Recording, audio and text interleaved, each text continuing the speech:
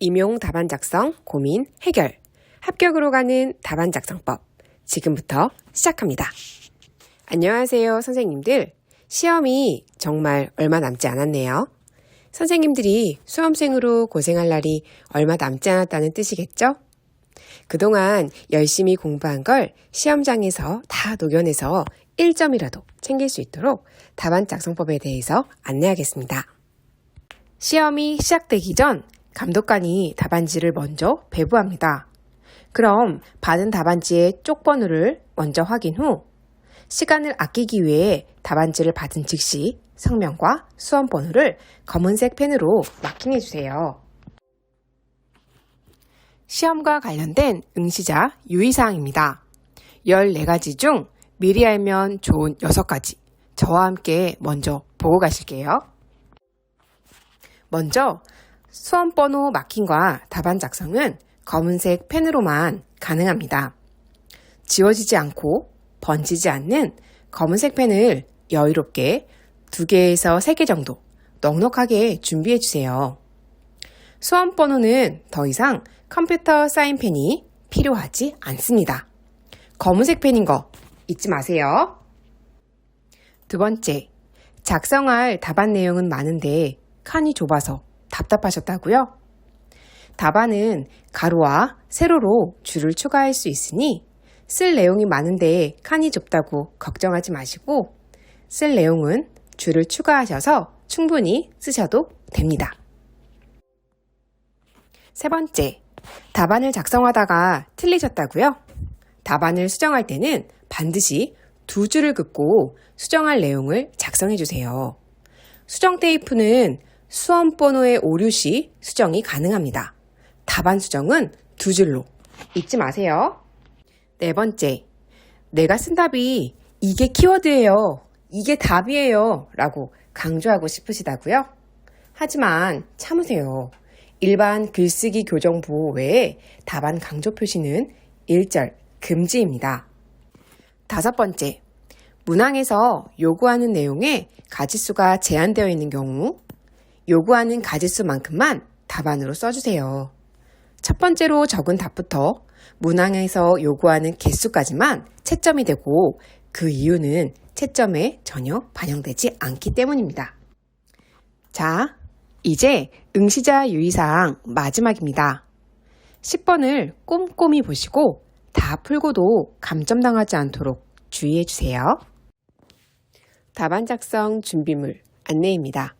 첫째, 검정색 펜을 준비해 주세요. 검정색 펜을 여유롭게 3개 정도 준비해 주세요. 단 선생님들의 손에 익고 지워짐이나 번짐이 없는 걸로 넉넉하게 준비해 주세요. 둘째, 형광펜입니다. 형광펜은 중요한 것과 실수 줄이기용으로 시험장에서 진가를 발휘하게 될 겁니다. 자세한 사항은 다음 장의 사진을 보면서 설명드리겠습니다.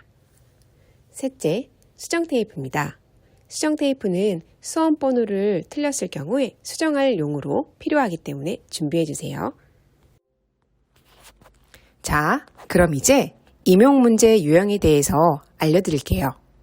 사진은 실제 임용고시 답안지입니다. 문항 1번부터 4번까지 보시면 답안지 안에 가로줄이 없죠? 이건 단답형 문제를 뜻합니다. 즉, 1번부터 4번까지는 단답만 간략하게 적으시면 된다는 거죠. 문항 5번부터는 답안지 내에 미세하게 가로줄이 있습니다. 즉, 문항 5번부터는 서술형 문제로 서술식으로 답안을 작성하라는 뜻입니다. 문제 유형은 문제를 보고도 확인이 가능합니다. 명칭, 순서 등을 쓰시오로 끝나면 단답형 문제, 서술하시오로 끝나면 서술형 문제입니다. 단, 서술형 문제에도 단답형 문제가 포함되어 있는 경우가 있고 이때는 단답형도 서술 형식으로 갖추어서 쓰시기 바랍니다. 작년 시험 문제를 보면서 답안 작성 요령에 대해 말씀드리겠습니다. 22년 기출 1번은 단답형 문제입니다. 단답형 문제를 작성할 경우 사진처럼 답만 명확하게 제시하면 됩니다. 답을 가로로 쓰든 세로로 쓰든 관계는 없지만 한눈에 알아보기 쉽게 명확하게 제시하는 것이 중요합니다. 이번엔 서술형 문제의 답안 작성 요령을 설명드리겠습니다. 22년 기출 8번은 단답형이 포함된 서술형 문제입니다. 기역과 니은 문제는 단답형이지만 서술형 문제 속 단답 문제이므로 서술 형식으로 갖춰 쓰는 것이 좋습니다. 예를 들어 기역을 공공부조라고 적기보다는 기역 공공부조이다 라고 서술하듯이 쓰는 것이 더 좋습니다. 또 단답형이기에 답만 명확하게 제시하는 것이 좋으나 시간이 남고 명확하게 부연 설명을 알 경우에만 설명을 작성하시기 바랍니다. 단 부연 설명이 부정확할 경우 둘 다 틀리는 경우가 있으니 이때는 단답만 명확하게 적으시는 것이 좋겠습니다. 이번엔 서술형 답안 작성 팁을 말씀드릴게요. 첫째, 문제에서 요구하는 답을 먼저 제시 후 그에 따른 근거를 제시하는 겁니다. 즉, 두 갈씩으로 말이죠. 둘째, 키워드 중심으로 쓰시는 것이 중요합니다. 채점자가 채점이 용이하도록 꼭 들어가야 하는 키워드 놓치지 마세요. 셋째, 채점자가 읽기 용이하도록 가독성이 좋게 글씨체는 바르게 쓰시는 것이 좋습니다. 답안 작성 꿀팁. 앞서 얘기한 답안 작성 준비물에서 형광펜 또는 삼색펜을 준비하라고 한 이유에 대해서 설명드릴게요. 눈에 잘 띄는 형광펜이 가장 좋지만 만약에 감독관이 제지한다면 삼색펜을 사용하시면 됩니다. 즉, 형광펜이나 삼색펜은 실수를 줄여주는 역할을 합니다. 예를 들어 계산식 문제에서 일꾼 계산을 다 해놓고도 틀리는 경우가 발생할 수 있습니다. 첨부된 사진을 보시면 소수점 둘째 자리에서 반올림해야 할 문제를 계산을 다 해놓고 반올림하지 못해 틀리는 경우가 발생할 수 있기 때문이죠. 이런 부분에서 형광펜이나 삼색펜으로 표시해두고 나중에 답안 작성 시에 표시한 부분이 잘 지켜졌는지 확인한다면 쓸데없는 관점을 피할 수 있겠죠? 우리 시험은 실수를 줄이는 것이 합격에 큰 영향을 미치기에 이런 꿀팁 매우 중요합니다. 풀다가 모르는 문제는 번호 옆에 체크해두세요. 위에 첨부된 사진처럼 말이죠. 답안을 다 작성한 후에 공란으로 남겼던 답안에 대해서 체크한 표시를 보고 빠르게 확인이 가능하기 때문입니다. 그 다음으로 3교시는 2교시보다 서술형 문제가 많기 때문에 문제를 작성하는 데 있어서 시간 배분을 잘 하셔야 합니다. 답안 교체 시 교체 전 답안을 옮겨 적는 것은 불가능하기 때문에 답안을 작성하는 중간중간 잘 적었는지 꼭 체크해 주세요. 답안을 교체해야 되는데 시간이 부족하다면 교정보호를 사용하시면 돼요. 그래야 시간 부족으로 답을 끝까지 못 쓰는 일을 막을 수 있습니다. 답안 작성법 최종 정리. 첫째, 답안은 두 갈씩으로 써주세요.